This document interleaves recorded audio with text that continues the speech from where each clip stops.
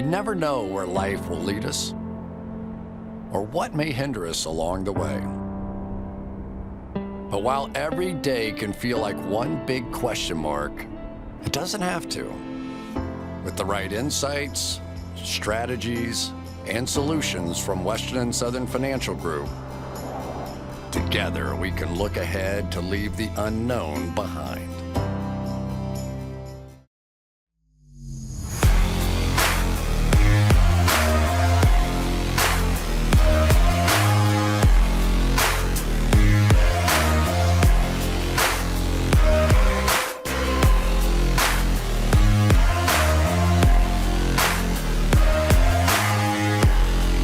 We got no time to catch an early buzz, Mike. We got to get right into this film here. Yes, sir. Panthers, Long not film. This preview here. We've already watched the film. We've grinded the tape. The tape is ground. It's time to get into Panthers-Texans. Thursday night football. We snorted some tape. Thursday night football. Panthers at Texans. Davis Mills is starting this game. Sam Darnold is starting this game. Texans at home are 8-point dogs. Let's just start with Davis Mills and probably finish with Davis Mills. Yeah, I was going to say, you said Davis Mills, and I let out a pretty big sigh because I'll say it. Tyrod Taylor was fun to watch. Said in that offense. He was better than fun to watch. Tyler was good. Okay, and good. Yeah. A lot of times those are synonymous. Well, but in this case, synonymous. Davis Mills, on the other hand, not as fun to watch. Unsurprisingly, 32.7 grade last week. Now, like I said, it came in halfway. It's not going to be great, but also with talent around him, it's just not going to be great. The Panthers, their defense, I underestimated them. They're for real. This defense has talent. Brian Burns is an absolute animal. 8 points. I'll take it all day. I take that up to 11, 12. I don't think it's going to be a classic Thursday night or not too #fun to watch.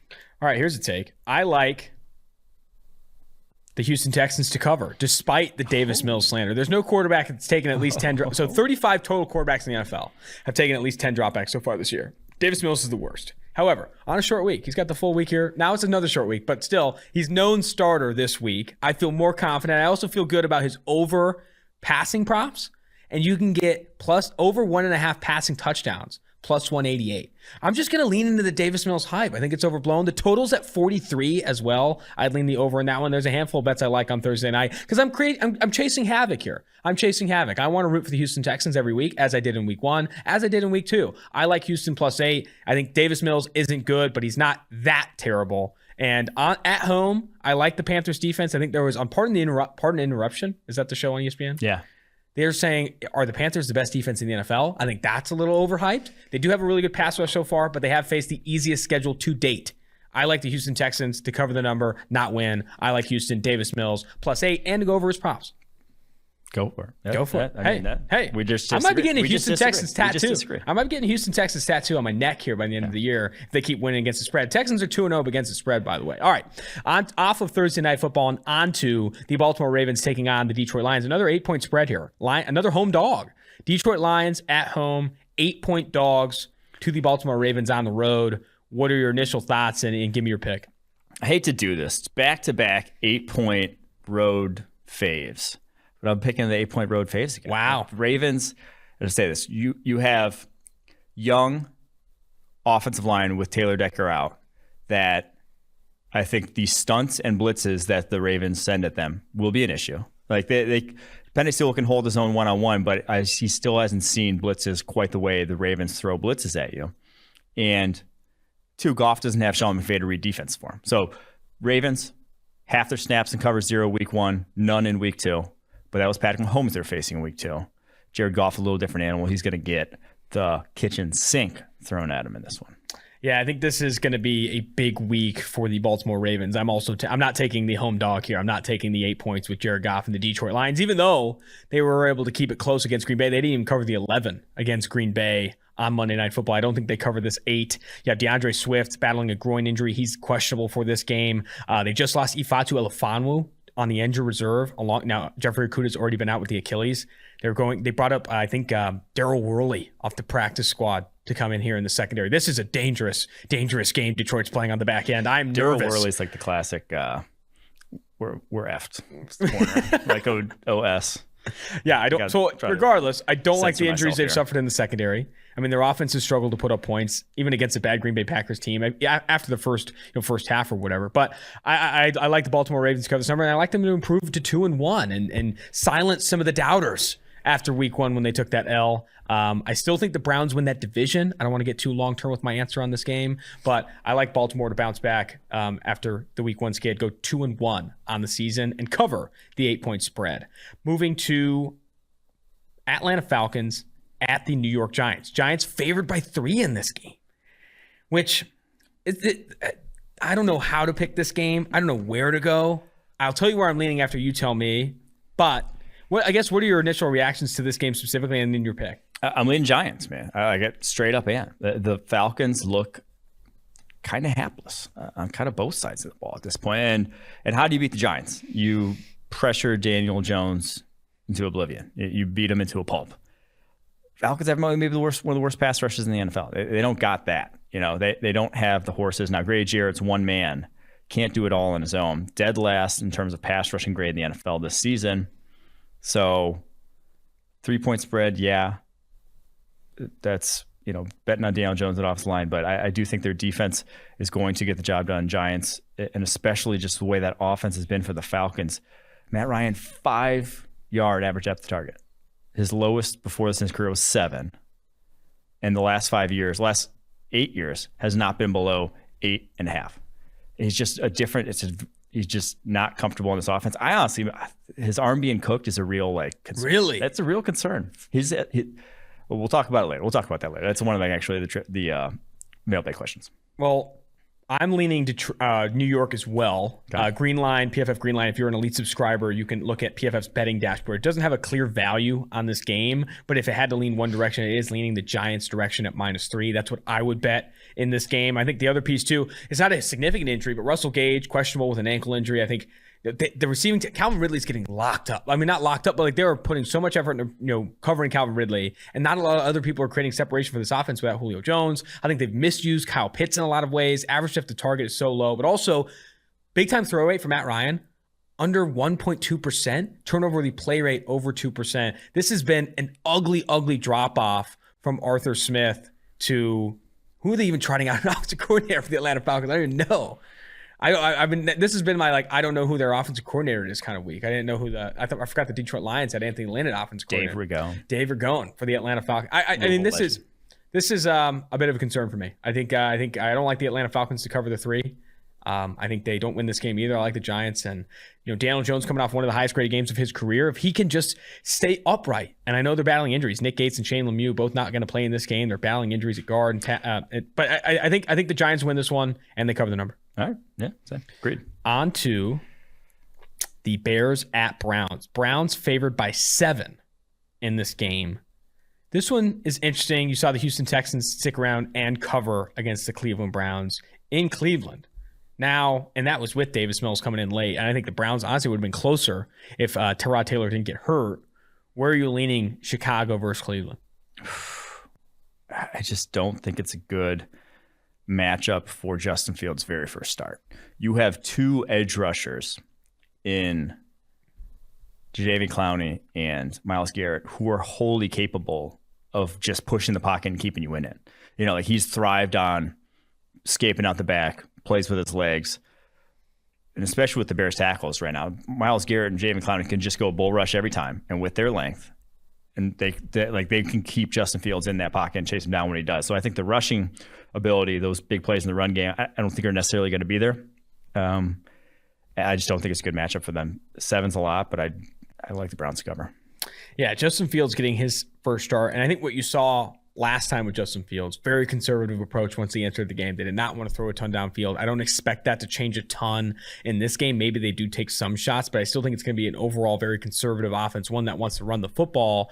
I think Cleveland's going to eat up, and I think that's reflected in the spread. I think they're going to win this football game pretty handily. I think they do cover the 7. And looking at some of the key injuries in this game, obviously Andy Dalton's out. You got Larry Borum on the injured reserve. They're thin along the offensive line. Chicago is not in a good position to be starting a rookie quarterback. Do you feel, if I can ask a high-level question here, we obviously just both picked Cleveland -7 at home to cover that number. Mm-hmm. Do you feel, now that Andy Dalton is hurt, is going to miss, possibly a few weeks, this is going to significantly hinder Justin Fields' development. Going against a defense like the Browns, that's going to put pressure on all those things. You talked about bad habits all offseason. You talked about you don't start him because you don't want to develop these bad habits. Do you see any risk of that starting with Cleveland and moving forward? It could. I mean, I think he's going to be under a lot of pressure in this one. Yeah. And I worried about Zach Wilson last week. I even said I'd probably sit him on the bench because he was after probably the third quarter because he wasn't mentally playing quarterback the way he just wasn't there. Like he was not comfortable, the comfort level. And so when you're not comfortable, when you're every single snap, even when the pocket's completely clean, you're trying to bail out of it. That is developing bad habits. That's, adjusting your eye level to where it shouldn't be. So I do worry. Yeah, I'll say it. I am a little worried.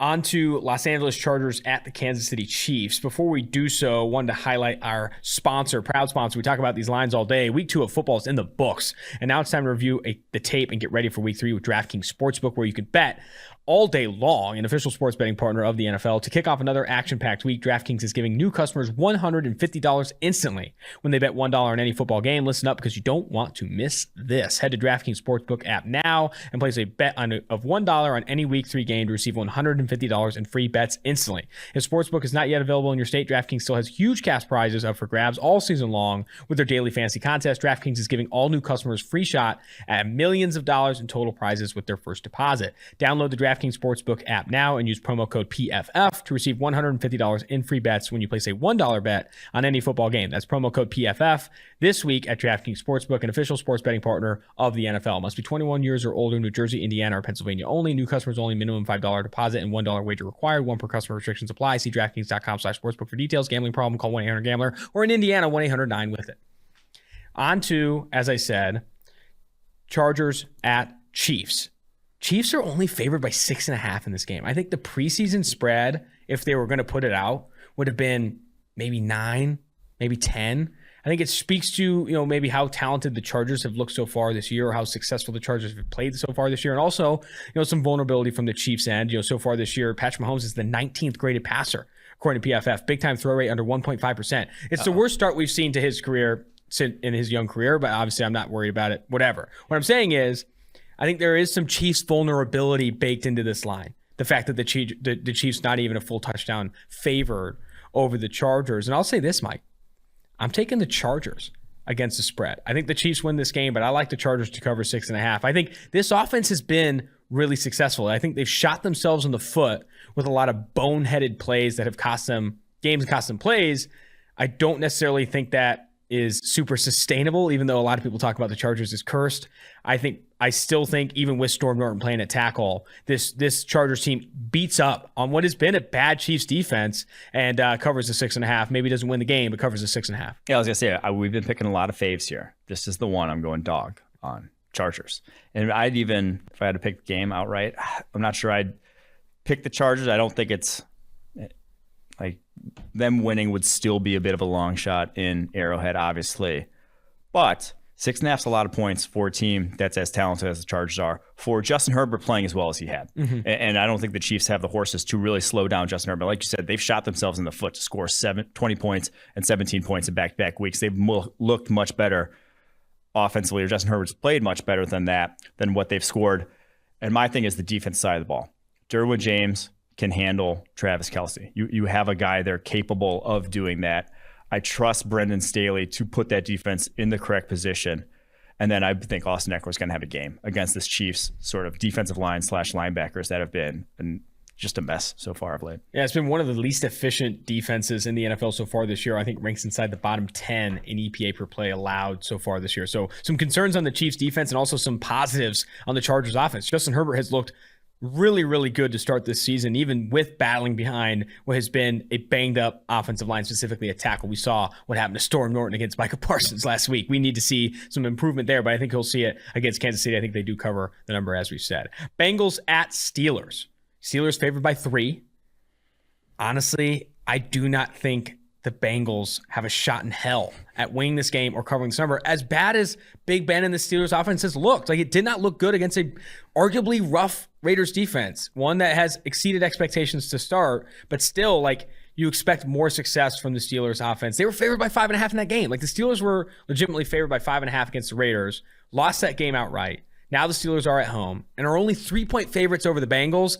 Maybe that's a bit of an overreaction. I'm all in on the Steelers here. I think they cover that. They win and cover the 3. I know that hurts your ears, Quinn, but I honestly don't think the Bengals stand a chance here. Like, if TJ Watt is healthy, especially, this Bengals offensive line is going to get torched. Well, there's a lot of injuries. Go look at the injury report. Both teams, a couple guys either way could really swing that. Yeah, so if Hayden and TJ Watt are out, that could be bad for him. And obviously, you got Deontay Johnson on the injury report as well, and Alex Highsmith. So the Steelers do have a good deal of injured players, but one of them, knock on wood as of right now, Cameron Hayward.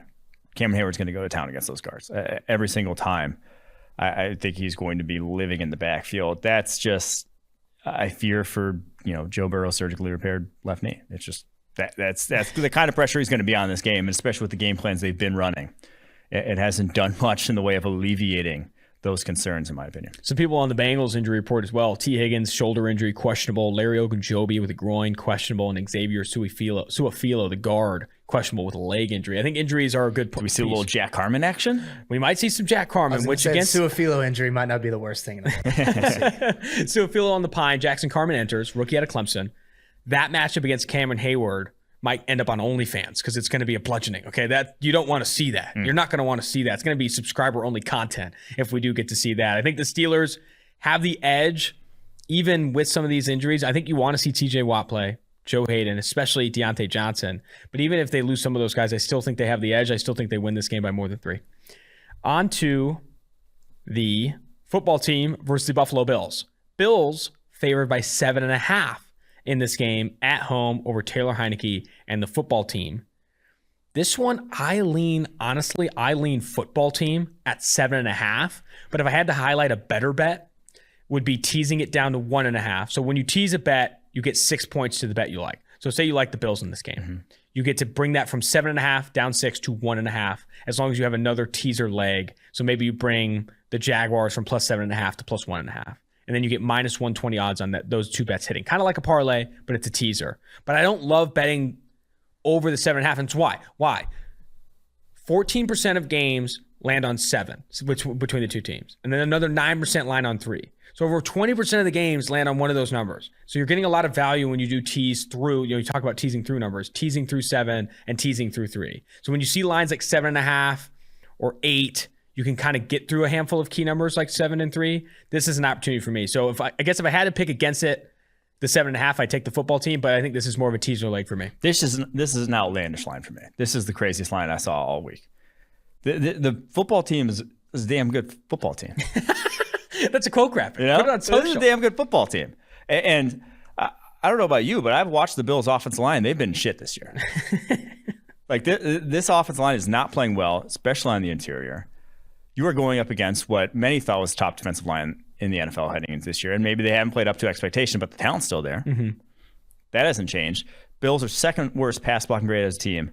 Every single player has given up at least 5 pressures on that offensive line through 2 weeks. And yeah, the Steelers, they faced week 1, but the Miami Dolphins is not a world beater defensive line. Andrew Van Ginkel looked like a future Hall of Famer against that offensive line. So I like the football team. 7.5 is just, that's too much. PFF just too much for me for a game like that. I'm with you. I'm betting football team 7.5. If I was going to bet the Bills, I'd tease them down to 1.5. But still, looking at Green Line, remember you can get this as an elite subscriber. It sees a 2% edge on the 7.5 line for the football team, and a 1% edge if you can get the money line at 272 or better, plus 272 or better. I might be betting both this week. I might be all in on this football team you've called a good football team, because I do think that this defensive line is a mismatch against the Bills' offensive line. And honestly, Josh Allen's been shaky to start here. A little shaky start for Josh Allen. This is not the bounce back cupcake week he needs to get back on track and show that MVP form. You look at his grade so far this year, just a 62.3 overall grade, over a 4% turnover worthy play rate so far this year from Josh Allen, unlike what we saw from the previous year. Now, I'm not saying the headline or the social graphic might be Austin Gayle thinks Josh Allen sucks again. It's that he has not played well to start, or as well as he was last year. Let's see him return to form. Might be easier said than done against one of the better defenses in the NFL. On to Saints at Patriots. Patriots favored by 3 here. Talk about, I feel bad for Vegas trying to figure out what the fuck is going on in New Orleans. They blow out Green Bay, and they look like absolute dog shit against Carolina. I love what were they, 3-point favorites over Carolina on the road, and they get absolutely run down. Highest EPA per play in the NFL in week 1, Jameis Winston. Lowest EPA per play or per dropback in week 2, Jameis Winston. Like, this is rough to see for the Saints. I don't want to touch this team. I'm betting Patriots. Yeah, I'm betting Patriots here too. A couple of reasons why. One, it's Bill Belichick going up against Jameis Winston. Talk about OnlyFans. Did you see how before the half last week, Carolina ran the same blitz 3 times in a row? And Jameis Winston threw, I think he may have taken a sack, threw one away, and then threw a pick. I did not see it. It was just brutal. Can you send me that? This Carolina ran the same blitz 3 plays in a row. And Jameis just looked like every single time like he had never seen it before. Wow. Because, well, I mean. Maybe he hasn't. He probably hadn't before that. But you can bet money that Bill's going to be dialing up that blitz once this week. And I do Maybe think, 3 times in a row. And the Saints, the fact that they really have no separators is killing them. They don't have guys who can get open on their own right now on the outside. When the Michael Thomas injury, I said it beginning of the season, was the biggest one that's going to, of the guys who were on IR through the first 6 weeks, that was the biggest one because they don't really have another one. They don't have another guy who's like, oh yeah, he can get open. They just really don't. And that's kind of, it didn't matter against the Packers because they didn't even have to drop back to pass. But I think you're going to see it more, especially when they're behind in games, that it's going to be a lot more bad Jameis. This Patriots defense has also looked really good. I think the first person you bring up is always Bill Belichick, and like doesn't matter where his defense is ranking that season or that, you know, even the last 3 years, I mean, it's always going to be a good defense. Yeah, it's always going to be ranking high. But this year so far, it's been a highly regarded defense. They've ranked well. They rank first in EPA, or not EPA, passer rating allowed in coverage. It helps when you play, you know, Tua Tagovailoa and Zach Wilson to start. But I think we could see similar in productivity or lack of efficiency from this Jameis Winston-led Saints offense. I am big on them coming. It doesn't help that they're also battling injuries. I mean, there's been, you know, Eric McCoy has been battling injuries. You got Marcus Davenport on the injured reserve. Now you saw Peyton Turner after a big game, the rookie out of Houston. He's questionable with an elbow injury.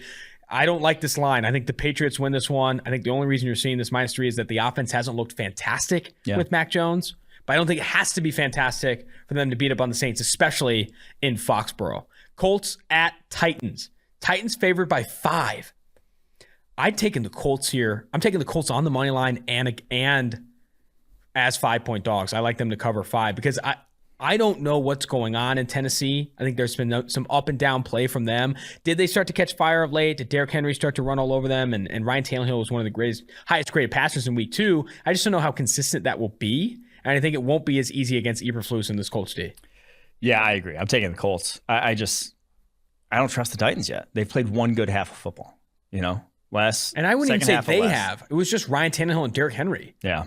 They've really played one good half of football through 2 games.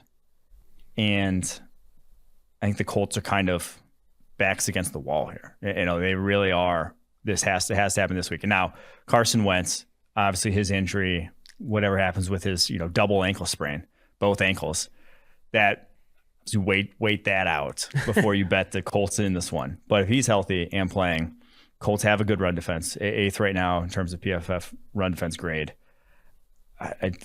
5 points is just a lot to give to a team like that. I do think that's good feedback, though. Betting this one, betting Indy before you're certain Carson Wentz is playing feels risky.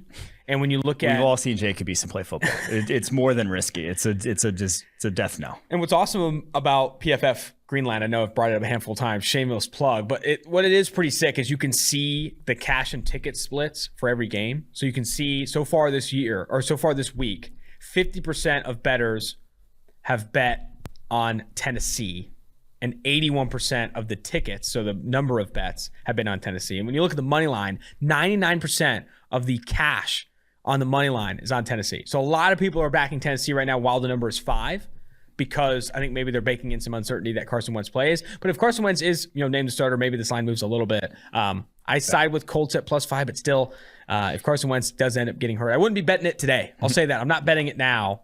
I'm leaning Tennessee right now if I didn't know if Carson Wentz was going to play.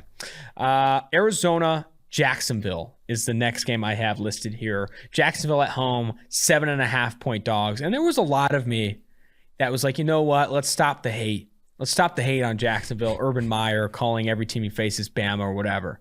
But nah, Arizona goes into Jacksonville and lights these kids up. I think they cover that number easily. All right. I am going Jacksonville here. Oh, no. 1 to 7.5 slot in any game. 2, I have no rational support for this. I think Trevor Lawrence figures it out. If he's not gonna figure it out, I love when you're betting with no rational support. I mean, he's looked poor through 2 games. There's no denying that. But it's been missing passes, and we have enough data from Matt Clemson to know that accuracy is not he's not pinpoint by any means, but it was never an issue like that at Clemson. So I think he figures it out enough. Disagree to cover 7.5. I don't think. And again, Cardinals, good defensive line. They can put pressure on you. I think pressure has not been really the issue with Lawrence. That's not been why he's been unsuccessful. I think it's been the receivers, not necessarily the receivers, but just missing receivers. I think he'll have open receivers in this game. Here's the take. Trevor Lawrence could figure it out. Doesn't matter. I don't think the supporting cast figures it out. I don't think the defense figures it out. I mean, Trevor Lawrence could have the best game of his young career. I just don't know if the Jags will prop him up enough to cover this 7.5, or especially not outright win this game. This Cardinals, everyone talks about Kyler Murray, highest graded quarterback out of rhythm. So out of structure plays is Kyler Murray. Sure. He is single-handedly putting this offense into, rarefied air. And I think defensively, they've exceeded expectations. Starts with Chandler Jones, J.J. Watt, Byron Murphy playing well. This is a football team currently exceeding expectations. And I think that continues to roll against Jacksonville on the road here. Dolphins at Raiders. Raiders favored by 4. Before I get into how much I love one side of that game, Home Field Apparel, new partner to Tailgate, is a premium collegiate clothing brand out of Indianapolis. Incredibly comfortable, officially licensed apparel with vintage college designs. Home Field is in the middle of Big News Saturday, season 2, where they launch a new school collection every Saturday for 16 weeks straight. They got Georgia, North Carolina, Florida, West Virginia was dope, and then they also are releasing now USC. I think the USC gear could be sick. I think the USC gear could be sick. I'm excited to see that this Saturday. I also have a handful of the gear myself. If you want some of the Home Field Apparel, go to homefieldapparel.com. Use promo code PFF to get 15% off your first purchase. That's promo code PFF for 15% off. Get ready for college football tailgate season. I'm all in on the Raiders here. I'm all in on the Las Vegas Raiders covering 4. It was early at 3.5 before the Tua injury was made official that he's not going to play in this game. This is at home. I don't understand how this line is 4. Yeah. It's at home for a Raiders team that is one of 2 teams that is 2-0 and 2-0 against the spread, has an impressive offense in sustainable areas. Derek Carr is playing well. Their left tackle, Colton Miller, is playing well. John Gruden is calling great games. They're throwing the ball at the highest rate on early downs of any team in the NFL. This is one of my favorite bets of the week. I like Raiders -4. And I'm, from Oakland. I've been here for the turmoil. I know this team is cursed. I don't think the curse runs that deep. I think the Raiders win this game by more than 4. The Dolphins defense is good. I don't think it's good enough to slow down Las Vegas enough. Offensively, this is a Jacoby Brissett-led team behind one of the worst offensive lines in football against Max Crosby, Yannick Ngakoue. I honestly think this 4 line is too small. I like Raiders. Yeah, Max Crosby is living right now. Mm-hmm. Week 1 goes up against Alejandro Villanueva, who's just had to switch from left tackle to right tackle. No clue what he was doing, just killed him. Week 2, he goes against Chukwuma Okorafor at right tackle, who's one of a probably bottom 5 to 10 off right tackle in the NFL of just like guys who are consistent starters there. And then week 3, he's either going up against a banged up Jesse Davis, who is also a bottom 5 right tackle in the NFL, or another rookie who has had to go from left tackle to right tackle, Liam Eichenberg. He is going up against a slate that is just like barbecue city. That he's got a backup quarterback. He's just going to go to town. It's going to, the Raiders in this one, I can't believe it hasn't moved more with Tua being out. I mean, it would drastically fall beneath expectations for me if this Raiders defense doesn't eat and the Raiders team doesn't, win handily. Like you would be, in my opinion, drastically falling below expectations, because there is no reason on paper this game should be a 4-point line. I outside of, doubt that the Raiders can hold this up. And the Raiders, they've seen the offense. So they're top 10, I think they're 8th in EPA per dropback. And they've seen 2 defenses that throw the most, like some of the most at you in the NFL, and the Ravens and the Steelers. So they've seen what basically the Dolphins are going to also bring to the table. They've seen it all, and they've torched all of it. So I feel good about the Raiders' chances of at least scoring points. Yeah. Because that's kind of all you're going to need to do is score somewhere in the neighborhood of 20-something to cover this line. Tua Tagovailoa out in this game. Raekwon Davis injured reserve, and then you have, like you said, Jesse Davis, the tackle. He's questionable with a knee injury, but he's earned a 54.9 grade so far this year regardless. For the Raiders, you still have Ikem Ekwonu on the injury report listed as questionable. Same with Carl Nassib and some others as well. Not a ton of key injuries, especially key outs like Tua Tagovailoa for the Miami Dolphins for Las Vegas. I'm all in, dude. I'm all in. That's one of my favorite bets of the week. Las Vegas -4. We are on to now Seahawks at Vikings.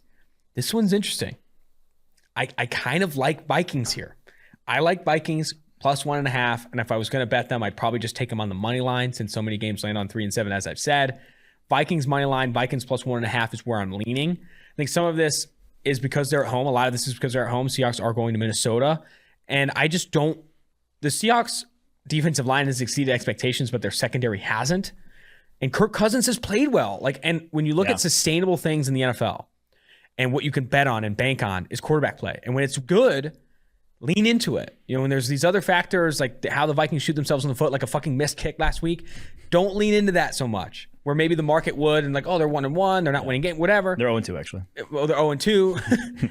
I'm not leaning into that as much. I think the Vikings, I like them +1.5. I think they win this game at home. God, we're agreeing on too many of these because I like the Vikings too. And to me, the biggest single mismatch in this game is probably the Vikings wide receivers against the Seahawks corners. And obviously the Seahawks have very good wide receivers too, but I'd probably rather have the Vikings corners at this point. So I think which is saying something. Yeah. So I think that's single biggest mismatch. Obviously the Vikings being at home field, much more of a factor this year than it was a year ago with no fans. So give me the Vikings. Jets at Broncos. Broncos favored by 10.5 against the Jets. And I think this number could continue to head in that direction. If it gets to 11.5, 12, even right now, I'm taking the Jets. And there's not a lot of reason to do it outside of just how big this line is. And I think we've seen with big lines, Green Bay covered it against Detroit, but you didn't see that with Cleveland against Houston. And I know the Jets are a doormat. I know their offensive line is one of the worst in the NFL, and Zach Wilson has looked like shit. But I don't know against Teddy Bridgewater and the Denver Broncos, as good as they've been, and that defense is going to eat them alive. Vic Fangio is going to be all in on Zach Wilson. I still think the Jets can put Zach Wilson in enough position to succeed to keep this game within 10. I do. I think the Jets cover this number.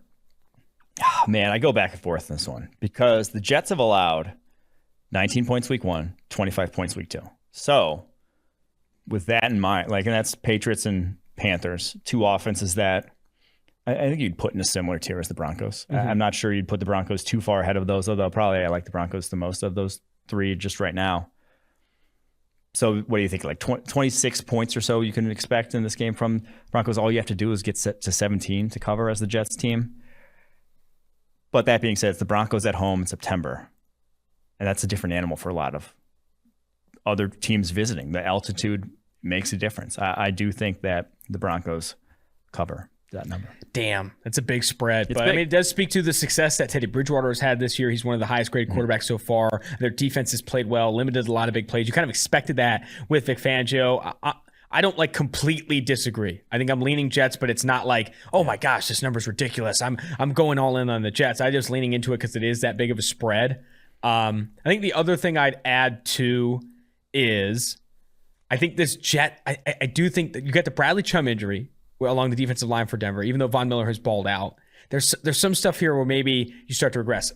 I don't know. But I will say this, from who wins this game, there's zero reason on paper the Broncos lose this game. That's true. There's zero reason on paper the Broncos lose this game. All right. Bucks at Rams. I think this is the lock of the week for the PFF forecast. Oh, was it? Bucks.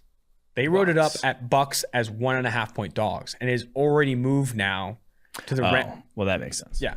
The Rams now are 1.5 point dogs at home in LA against Tampa.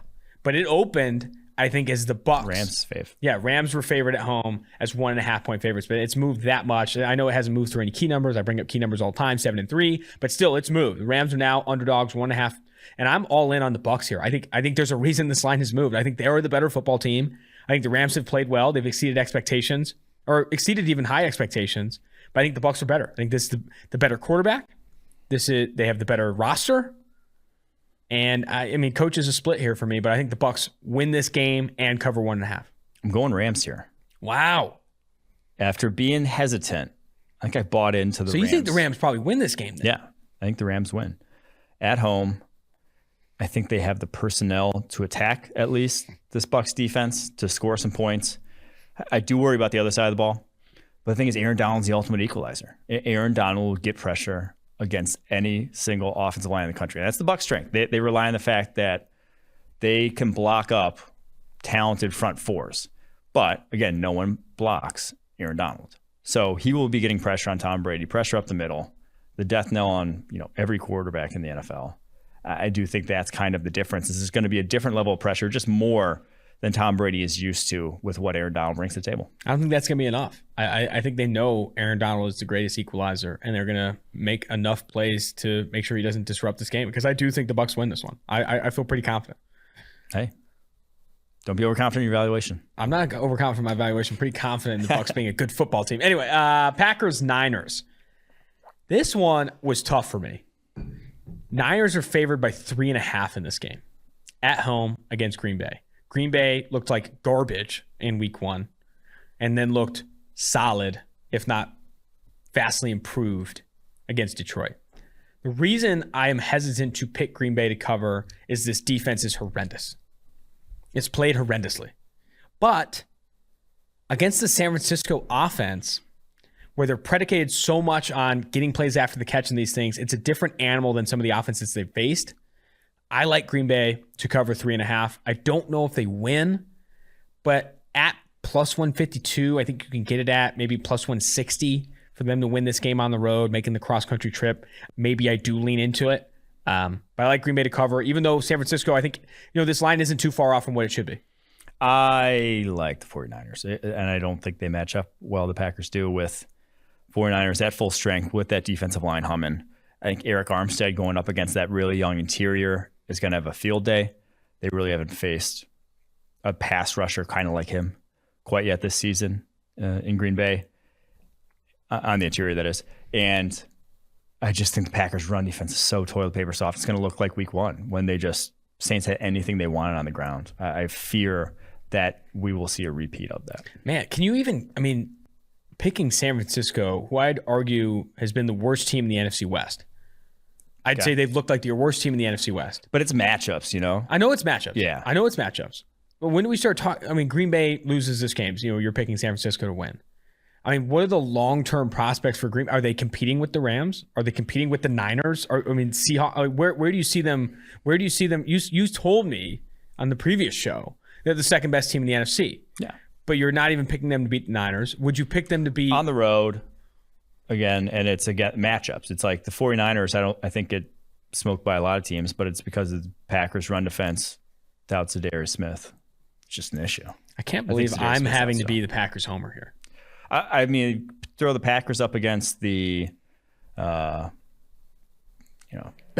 Bengals right now. It's a different story. No, throw the Packers up against who's probably the other second best team, Rams. I think Packers have a solid chance against the Rams. Damn, 49ers. The Packers kryptonite. You heard it here first. Last game of the slate, and then we'll get into the mailbag questions and trivia.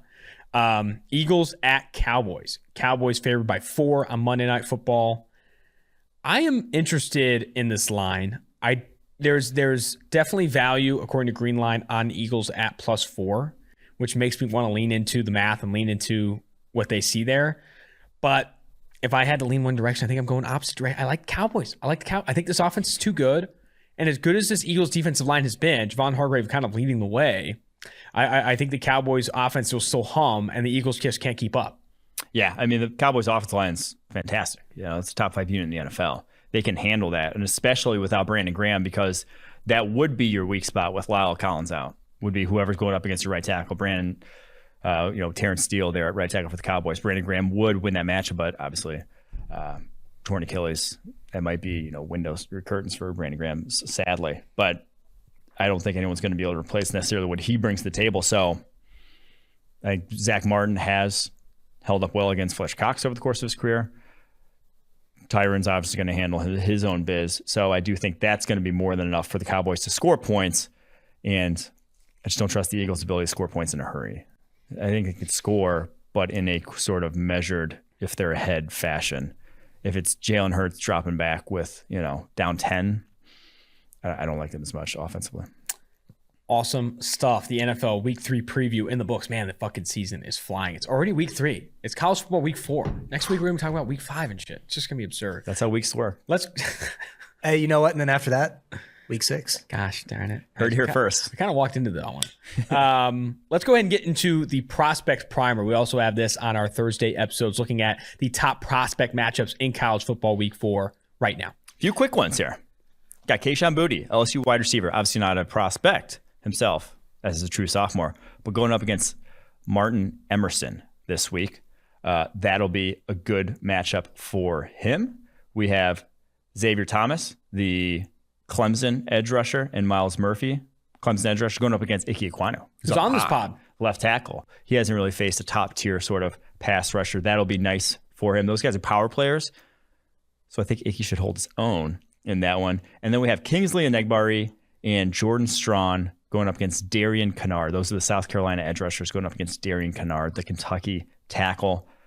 All top 100 players in the PFF draft board. LSU, Mississippi State, Clemson, NC State, and then you got South Carolina versus Kentucky. Some fantastic games. We'll be at Wisconsin, Notre Dame. Remind you that. We'll be at Soldier Field, Wisconsin, Notre. Wisconsin favored by 5.5 in that game. And honestly, I'm nervous. I'm nervous for our Notre Dame Fighting Irish. Can I say that? Why is Wisconsin favored by 5.5? That's poop. You think that's poop? Jack Cone revenge game. Really? All right, we're taking Notre Dame money line. We are taking Notre Dame money line. Let's go ahead and now get into the mailbag. The first mailbag question is from Brandon Reiblich on Twitter. He followed PFF_tailgate and sent a DM, which you can get your questions on the Tailgate podcast. Go follow PFF_tailgate on Twitter. Send us a DM. What's the best case scenario for the Steelers long-term at quarterback? I think it's to have a good enough roster to allure a top quarterback when they come available, kind of like what Tampa Bay did, whether it's Deshaun Watson, Aaron Rodgers, because you're going to be picking too high to realistically, in my opinion, get that guy, to actually think it's going to be that guy. So I think that's your best bet because they are a good roster still. Another Steelers question. What are the Steelers' needs and who should they target in the 2022 NFL draft? I mean, I still think it's O-line, but it's going to be very difficult to say exactly where their needs are because Joe Hayden, Juju Smith-Schuster, Eric Ebron, Trey Turner, James Washington, Terrell Edmonds, Melvin Ingram, Chukwu Okorafor, all free agents. So depends on who they sign for agency. Does that not have you leaning towards blowing this thing up? I mean, or you're saying those aren't the key pieces, though. You're telling me Juju Smith-Schuster's not driving this entire team? You started laughing because I wrote down doo-doo instead of Juju because that always cracks me up. I don't understand why that always cracks people up, but now because of how funny you think it is, I start to laugh. Doo-doo. This is from Harrison on Twitter. Guess what he did? He followed PFF_tailgate and says his DM. What's the reason for Matt Ryan's drop in average after target? 5.2 against the Eagles? Ryan's usually double that, and Arthur Smith took downfield shots with Tannehill. Is it bad offensive line, or does Smith have no confidence in Ryan to push downfield? Okay. So, yeah, bad offensive line is a part of it. When pressure comes early, he's throwing it short. It's hard to attack downfield with a guy in your face. That's just fact of life. Other part of it is Julio Jones. It's kind of like the Justin Herbert chicken and the egg thing. He had no one that could get open deep at Oregon, so he didn't attack deep. When you lose your guy who's the best separator down the football field, you're not going to take as many chances down the football field. And then last thing here that I found very interesting, Andre Weingartner, who works for Madden, has access to the ball speeds and the trip tracking data in the footballs. Matt Ryan has the lowest, fastest speed of anyone in the NFL this year. Lowest, fastest? So he's so slow. His fastest throw is the slowest of any quarterback in the NFL this year. Wow. I like that's a good way of looking at it instead of like average speed because obviously you're putting some floaters and shit. So his fastest throw is the slowest of anyone in the NFL. It's a little worrisome. Let's just say that. So that's what you're saying about Matt Ryan's arm potentially being cooked. Yes. Interesting. I like that. Can we get some ball speed data here? Zach Wilson actually had the fastest so far. Oh, so he's throwing some heaters. Yeah. I like that. All right. From Rex Ryan Burner. I think this is Rex Ryan's burner. Where do you see the Jets pick and Seattle pick ending up in 2022? And who should they target? Free agents for the Jets to target in 2022 with all that cap room question mark? Free agency is going to be interesting. I don't like caking their pants again. Like, I don't like playing super heavy into it. And it's obviously a little too early to speak to free agents, but I can speak to the draft. because I feel like in the top 5 where they'll likely be drafting, and the top 20 to 25 where the Seahawks will likely be drafting, we have a handle on who's going to be there. Top 5 would love Derek Stingley in that defense. Oof, would love Derek Stingley as an outside cornerback. And then the 20s, I want another wide receiver in that offense. Yeah, you could use offensive line help, but I think you can fill that out in other ways. Maybe that's where you go in free agency, spend your money, because you got two. For Seattle, you're saying? No, I'm saying for the Jets still. Oh, wow. Because the Jets, he's talking about Seattle's pick that they got. They're the pick that the Jets got from Seattle. Gotcha. So Garrett Wilson is hopeful, fingers crossed for a guy like that to complement what you already have on that roster in Elijah Moore and Corey Davis. My thought for either of these picks, I think we continue to talk about, we talked about it with Eric Galko, who's on the show. I really do love this defensive line. I mean, there's going to be some talent at edge. And I think continue to load up in the trenches, especially with early round picks, is kind of where I lean. Stingley is the best defensive prospect in this class, or at least early doors he is. Maybe him and Kyle Hamilton duking it out. But the trenches, man, is shaping up to be pretty good. DeMarvin Leal, Nick Bonito, Aiden Hutchinson, Kingsley Nagbari. There's a lot of talent there, too, where I think the Jets could go. From William Froman on Apple Podcasts. So we'd love to review on Apple Podcasts. Rank the top 5 Ohio State players ever. Cool. Okay, so ever, I was born in 1990. I've realistically been watching football since the mid to late 90s. Even then, I don't remember much of it. I wasn't a talent evaluator the way I am now. So you're not going to rank, you're not so going to include people from the rank 40s. What I see. Rank what I've seen that I can kind of have a good handle on knowing. And no, I'm not going to say Troy Smith just because he won a Heisman. Chase Young, Nick Bosa, and Joey Bosa. Honestly, in terms of just like defensive ends over the past decade in college football, those might be the top 3, just in terms of like how good they were. They've been dominant at that position. I'll throw those 3 in there. Justin Fields is the best Ohio State quarterback probably ever. I mean, he was electric. I do think there was this guy for Ohio State in the 40s that honestly balled out. That would go head to head with Justin Fields, but I like your Fields better. And then I saw Orlando Pace in the pros. Didn't obviously see too much of him at Ohio State, but he went number 1 overall. So I think Orlando Pace was probably pretty damn good too. I think that's a list that a lot of Ohio State people will respect. Okay. What about Craig Krenzel? No Craig Krenzel love? No Craig Krenzel. Maurice Clarett was electric as a freshman. Former Bengal legend, sir. Antoine Winfield was in that mix. Didn't obviously see him in college either, though, too much. But yeah, there's my list. From Richie on Apple Podcasts. Does Mike still think Deshaun Wright should have been undrafted? Yes. Dude hasn't seen the field. Kelvin Joseph is on IR. Got drafted ahead of him, cornerback. And not just ahead of him, way ahead of him. And Deshaun Wright, late third rounder, still hasn't played a snap. You have a bad cornerback room. Still hasn't played a snap. Averaged over 2 yards per coverage snap in the preseason. Yeah, I still think she should be undrafted. Sorry. All right. Joe Kogaba on Apple Podcasts. Tanner McKee's pro outlook after looking good against USC. With an influx of talent in recent years, will the NFL ever get to a point where a quarterback isn't taken in the first round because no one needs one? I'm going to answer that second question. Fucking no. I mean, it's the most... we were just talking about this. Max Chadwick, producer on this show, is also a great guy. He's talking about, I bet 25-1 that Kyle Hamilton's the number 1 overall pick. Or I bet 35-1 that this other fucking player is the number 1 overall pick.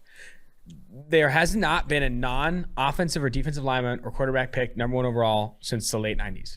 And there's been like 3 in the last 40 years. Like it's a position. Well, that's O-line, D-line. I mean, there's still been O-line, D-line. I mean, Myles Garrett, Jamin Clowney got number 1 overall. You're saying non-quarterback. But I'm saying my point is the valuable positions are what's drafted highly. Yeah. And like if you go an entire 32 picks without drafting the most valuable position in football, you're dumb. Like it's dumb. It happened in 2013. No first round quarterback in 2013. Oh wait, no, was there? EJ Manuel did, but okay. I still feel like it's going to be very rare that no quarterback's taken the first round of a draft. But there shouldn't have been one in 2013. In retrospect, 2013 also is going to go down as one of the worst drafts. It was one of the worst drafts ever. Yeah. So what's your take? It's just very doubtful. I mean, okay. There is, though, a point where population growth, stick with me. 32 NFL teams. The game grows. You get more international talent. You have 3 billion people playing the game of football.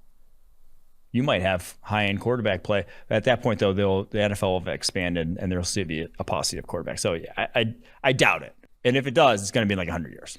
The 2013 NFL draft will go down as one of the worst in NFL history. It's poop. Yeah, and you're discounting like we might expand to like the moon or Mars or other planets. I didn't think about moon. Space, shit like that. Come on. Eric Fisher, Luke Jockle, Deion Jordan, Lane Johnson, Ezekiel Ansah, Barkevius Mingo, Jonathan Cooper, Taven Austin, D. Milner, Chance Warmack. I'd honestly take E.J. Manuel over all those guys. My favorite was 2 guards going in the top 10. That's how you know it's a good draft. Back to Tanner McKee, though. So those who don't know, Tanner McKee's a Stanford quarterback. 3 games into his career, he was a top 40 recruit, took a 2-year LDS mission, only came back last year. So he could play for 4 more years for Stanford. And if he does, that would be pretty lit for Stanford fans. But I have a hunch he's going to the draft sometime soon because on the next PFF draft board, he's going to be a top 50 player. This guy is extremely talented. His arm, he is your breakout. I tweeted, he's the breakout prospect for this year, the quarterback position. His arm is tremendous. Has been very accurate with football. Now, will he come out this year? That's still, I would be surprised, honestly, if he does. Because 1 year of football, and yeah, he's 4 years removed from high school, but this guy could be the number 1 overall pick in 2023. That's the kind of physical tools we're working with here. We're talking about. And I'm not sure that offense is going to showcase him in a way where 12 games, people are going to really fall in love with him enough to say he's the number 1 overall pick. Because he was a little bit jumpy out the gate against Kansas State. I thought he was throwing a little too. He really settled in better against USC in this past week against Vanderbilt. So maybe he really turns on the second half of the season and is okay, everyone's talking about him as a first rounder and he goes. But I think at some point he'll likely be a first round pick though. This guy, he's very good. There we go. Tanner McKee, the Stanford love. I will add this to my take on the quarterback stuff. Okay. I do think the rookie wage scale changing has a high impact on that. Yeah. Because now, getting quarterbacks on this rookie contract is a new edge in the NFL that you didn't have before, the Jamarcus Russell era and those things. So I do think that's a newly discovered edge that teams will continue to leverage. It's why, quarterbacks being drafted as high as they are. And we had 5 in this past week, in addition to it being obviously a very good class. Yeah. Is it trivia time? Trivia time. Quinn, you have the questions. I do. And once again, I have not, I kind of just glanced over them. So we're sort of flying by the seat of our pants here. But we'll go with it. You guys ready? Ready. All right. Number 1, Notre Dame is tied with two other schools for the most Heismans with 7. Can you name the 2 other schools? Alabama. USC. Negative. Oh. Really? Yep. Oklahoma. Shot to the heart. Yeah. Oklahoma. That's a good take. I should have said that first. Oklahoma's number I'm an 1. Idiot. Ohio State. Yep. Nailed it. Bang. Yeah. Split it. We'll split it. Tiago split it. Yeah, that was good. That was I probably would not have gotten that one myself. Let's see. All right, number 2. Who was the last Wisconsin player taken in the top 5? Ooh, that's a good question. Wisconsin. Oh, I think I know. Say it. Joe Thomas. Yeah, Joe Thomas, 2007. Wasn't he drafted on the fishing boat? Yeah, That's cool. Out I remember watching that as a child. He would have gone the year earlier, but he was playing defensive line in Wisconsin's bowl game as a junior towards the ACL. No way. Yeah. Really? Yep. That's a nice little trivia piece. I know, right? People skip bowl games nowadays. Joe Thomas is playing D-line. That's what real men do. I'm kidding. I don't give a shit. Maybe you should write these questions next week. All right. Last one, number 3. Who holds the best rookie passer rating in NFL history? Jamarcus Russell. Oh. No, but he's on the list. He's somewhere on there. Was it Justin Herbert last year? No. Oh, it wasn't. Do we have a year he was drafted? I feel like Justin Herbert's had every record. That's why I guessed him. I don't. It's recent-ish. I think I know now. I'll say RG3.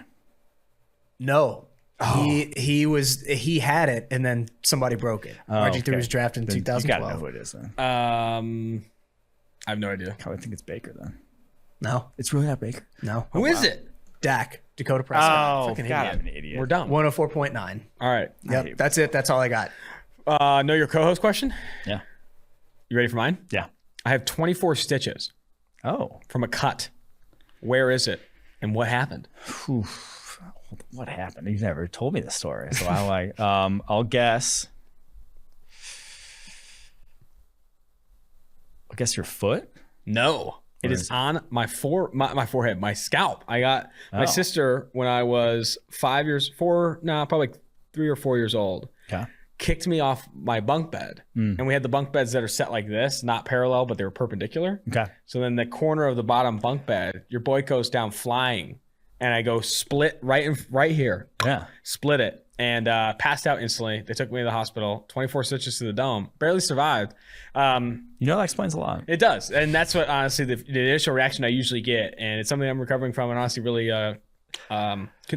self-conscious about. But I'm glad we were able to bring it up. Okay, mine was going to be a little tamer. What city was I born in? Dude, this one's bullshit. I feel like people ask me where you're from, and I sometimes say Chicago, sometimes say Milwaukee. That's because I moved around. Yeah, you moved around a lot. I still don't really even know what state you're from. I'm going to say you are from the state of Wisconsin. Is that wrong? I was born in Wisconsin. And are you from Milwaukee? I was born in Milwaukee. Yes, let's go. But so can we walk through Milwaukee by the grace of God. What's the family? What happened? Okay, I was born in Milwaukee, Wisconsin. I lived there till I was 6 years old. I moved to a city called Mahomet, Illinois, which is probably 20 minutes outside of Champaign, Illinois, where the University of Illinois is. I went to grade school there, but then I ended up going to high school in Champaign, where the university is, called the University of Illinois High School. And then I went to Notre Dame, and after high school, my parents moved to Louisville, Kentucky. Mm-hmm. So I'd go back to Louisville in summers and whatnot to visit them. And then they retired to Orlando. I moved to Chicago after I graduated, and then I moved here. Wow. Crazy stuff. So Milwaukee, he's from Milwaukee. Mike Renner, the man, the myth, the legend, is from Milwaukee. Mike Quinn is from Cincinnati. I'm from Oakland, California. This is the Tailgate Podcast. Until next time, make sure you rate, review, and subscribe to the podcast. This has been fantastic. Continue to follow the Tailgate Tour. We will be in Chicago, Wisconsin at Notre Dame, Soldier Field. You'd love to see it. Until next time, Austin Gayle, Mike Renner, Mike Quinn, producer Max Chadwick, producer David Tofaro, Tailgate. Now joining the Tailgate Podcast is current Director of Football Operations Player Personnel at the East-West Shrine Bowl, Eric Galko, also a big friend of the show, big friend of Mike and myself. Great to have you on the pod, man. Appreciate it, guys. What's going on? They're doing well. This is grind season for you. You are looking at so much tape as you kind of progress forward. I guess where I'd like to start, honestly, let's speak to the Shrine Bowl and kind of what your goals are for the Shrine Bowl this year and this upcoming draft season. Like, what all do you want to accomplish with obviously the players you're bringing in, and how you want to promote these players, and how you want to honestly, get the best players to this game?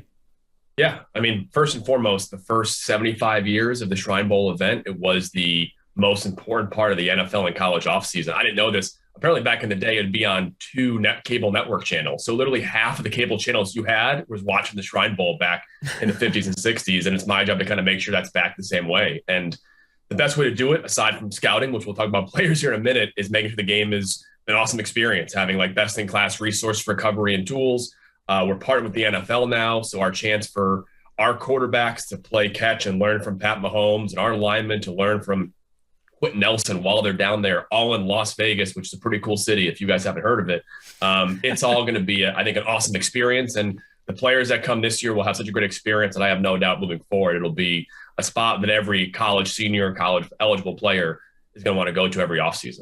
The issue I have is I know Vegas too well. That's the problem. I kind of come Vegas knows me, that's for sure.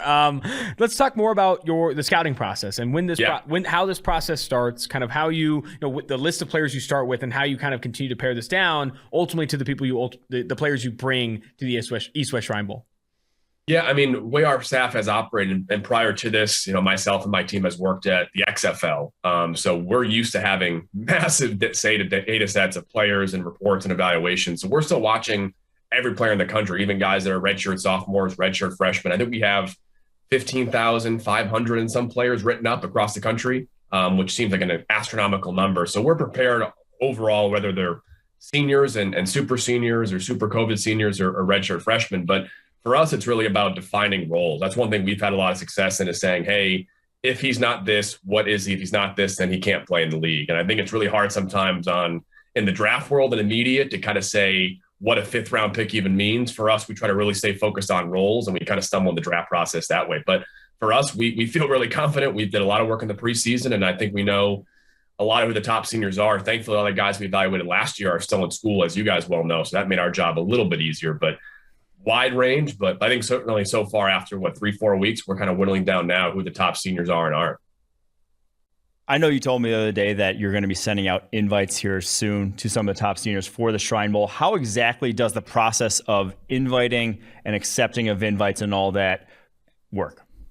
Yeah, certainly within the next 4 or 5 weeks, it's pretty common for All-Star games starting inviting players. And what the real goal is, we want to start inviting players in, after we've seen enough games, right? 8 weeks, 9 weeks of games, and start to tell players what the Shrine Bowl is all about. And one of the cool things I guess we haven't talked about yet is that the Shrine Bowl is about the Shriners Hospital for Children, on my little backdrop there, which is a fantastic charity and hospital system that works with kids of all types of medical issues to help them. And I think the chance to kind of these players to learn about that piece, my feedback, I'm new to the game this year. I've talked to all these former Shrine Bowl alumni, and hearing them talk about how impactful that moment was enlightening to me. I knew it was a great cause, but hearing that is why I want to make sure players know about that coming in too. So yeah, in the next 5-6 weeks, we'll make sure we start knowing who's going to be at the Shrine Bowl this year, all the top seniors in the country, and flying out to Vegas and getting those arrangements done too. So we're excited for the invite process. We're excited to kind of get the scouting process done and start talking about how cool the game week's going to be, not only for players, but for people like you guys covering it out there and seeing how much fun Vegas is going to be on the field, and then maybe off the field too for you guys. Keep hinting at it. We're going to hit that home. But I have one more high-level question on the game, and then I wanted to talk more specifically about players and the game week itself. So much of what Mike and I talk about in the offseason is about how these all-star games and these bowl games can help you evaluate players against top-level competition, but also put them in situations like the pass rush drills that you see at the Senior Bowl and other bowls as well. Like you can really glean a ton of information from these things. It's something that we've graded for a while as well. Speak to kind of the drills you're going to run and what this game week is going to look like specifically for the players, and I guess the opportunity scouts, both for the NFL and for media, will have to see these players do.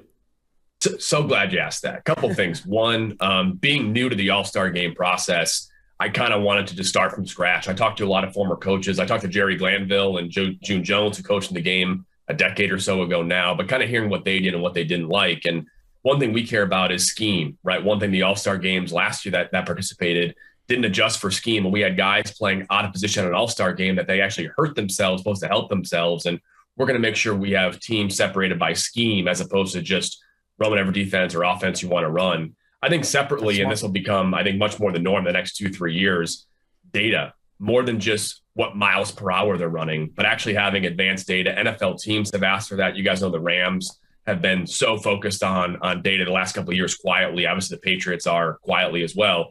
But we're going to kind of bring it to the forefront. I want you guys to be able to understand and talk to the analytics company we brought on, Breakaway Data, to kind of learn what they're doing, what they're able to draw conclusion-wise, and also give it to our players and have players learn about that too. The XFL, I was big in player empowerment and player understanding, and we're going to make sure players understand their body and their movements as well as media, because this stuff shouldn't be a secret anymore, right? Some NFL teams shouldn't have a huge advantage at the All-Star games. I want every team, every media person, every player to really know how to evaluate themselves from a data standpoint. So it's going to be making practices more efficient, not just archaic, which I think a lot of All-Star games have been archaic, but then also bringing analytics into the forefront as well. Smart. I mean, that Breakaway Data, I think they are doing some special things with, specifically like player performance, physical performance. I think that's going to be awesome to see at the Shrine Bowl. You have something, Mike? Yes. So I'm not going to go out and ask you who you're inviting. Yeah. But can you tell us like the 80 players you're inviting? That'd be fantastic. But what are some top seniors that have caught your eye so far this year? I'll start with quarterback. It's been I'm a little more optimistic than I think. I check my Twitter feed sometimes about how the senior quarterback class is like drafting running backs in fantasy. Is like, it's horrible. It's a wasteland. I think there's been a lot of senior quarterbacks I've been impressed with. Obviously, the two guys I think I've tweeted about and most people know, Malik Willis and Desmond Ridder, have been really impressive off and on. I think it's more important to focus on what they could or couldn't do in the preseason and focus your attention there, right? I think Desmond Ridder would have loved to have a better first half against Indiana last week. But if you know what you're looking for, you're seeing the improvements he's making as a passer. And same thing for Malik Willis. I think if you've ever evaluated Malik Willis, you've seen how he's grown drastically. So I thought the two quarterbacks there were really impressive. Certainly a lot of the pass rushers, both juniors and seniors, Aiden Hutchinson most notably, has stood out drastically as well too. I think tight end has been one of the craziest deep positions, and especially at seniors, I can remember. I look back and I say that, and then I look back at 2018's draft, and it was great. In 2014, I think it was. That was great too. But we are spoiled, maybe not by first-round tight ends, but there's going to be so many day 2, early day 3 tight ends. Even guys like Brand Calcaterra from SMU, who we maybe forgot about the last year and a half. He's a guy that might not be a top 4-round tight end. He might be the 8th best tight end in this draft class. So quarterbacks and tight ends certainly jump out to me as guys that have impressed this year. Colorado State's Trey McBride coming off an absolutely talk about data. It's like one of the first times you've seen a guy have 109 of 110 receiving yards in a single game. I wanted to bring up this edge class. I know you've probably already gotten into some of the film here, but Kingsley and Nagmarie, Aiden Hutchinson, Nick Benita, like some guys that legitimately are. I think this edge class is special. And remember last year's class. Mike and I talked a lot about, these guys are kind of projects. They're very athletic, but there's some missing pieces with Rousseau, Pay, Jalen Phillips even. This class, there's a lot of older prospects compared to last year. And a lot of these guys I do think can hit the ground running pretty quickly. What has been your early, kind of impression of this edge class, and who are some of the guys you like? Yeah, no, the underclassmen for sure. George Karlaftis, you haven't brought up yet. He's going to be a guy that's really impressive too. I would say I was most excited to watch Adam Anderson coming into this year, and he had the game. I think it was the bowl game where he had that unbelievable. What did he bend? The play, Mike, I'm talking about, where he had the bend and he just sacked the quarterback out of nowhere. And I think he's been playing more this year. The problem with Adam Anderson is that George's front seven has 6 other draft picks on it that he can't always finish. But I think he's a guy that athletically, I don't know if there's a better athlete at the edge rush position in the country. I think he's still slowly getting better and better, and he might end up being a top 20 overall pick, if not higher as well. That's how high of a ceiling he has as well too. But he stands out. One guy I'd bring up, not really an edge guy, but his body type says edge guy, Noah Taylor at Virginia. If you haven't guys checked him out yet too, really special guy. He calls a lot of their defensive sets. Wow. He's added some weight. He drops back in coverage. He can edge rush. He can stunt on the middle of the field too. I think a lot of edge guys, we know the top guys, the DNs, the outside linebackers, 3-4 guys too. But guys like Noah Taylor, I'm always super impressed by, because when it's hard to find a player comparison for a guy, that usually tells you he's pretty freaking good. Yeah, Virginia has a handful of those guys. Last year they had, the names escape me right now. Yeah, and then this year, so Taylor's like 6'5", 235, like a super long dude who can rush the passer as well. Yeah. I want to get back to the quarterback class, though, because that's going to be what everyone's talking about for the next 6+ months, kind of like it was last year. But this one, to me, in my opinion right now, I don't think it has that guy at the top. I do not think anyone has sort of solidified themselves as slam dunk. You take them with a number 1 overall pick if you got it. Am I crazy? Or do you think there's a guy that would fit that bill? I think Desmond Ridder has played well this year, but Malik Willis, I think, will end up being the first overall pick in the draft. I think he's that talented. And I think part of that maybe is that there's not a lot of competition, right? We saw Daniel Jones go 6th overall, in part because Kyler was the first one after him. He had a quarterback, he had to take a guy. I think that probably helps Malik too. But I'll tell you guys, I've talked to people in the league, executives that agree, that think, hey, I'm a GM, and if I need a quarterback, I'd love to get him. Or if I'm a GM next year, I'd love to go get him and get a guy. I think he's that special. And part of it too, which I think we'll learn in the draft process, including maybe at the Shrine Bowl, is you meet him, you talk to the coaching staff. I went through Liberty and talking to that coaching staff, and I've talked to a lot of coaching staffs in my life, and sometimes they sell you a bag of whatever, and sometimes they don't. And I think the people around him as a quarterback he's pretty special in that sense too. And not to mention, obviously, a really physically talented and specimen guy too. And then again, playing at Liberty, not going to play against SEC guys this year, type competition. So the All-Star game will matter a lot for him too. But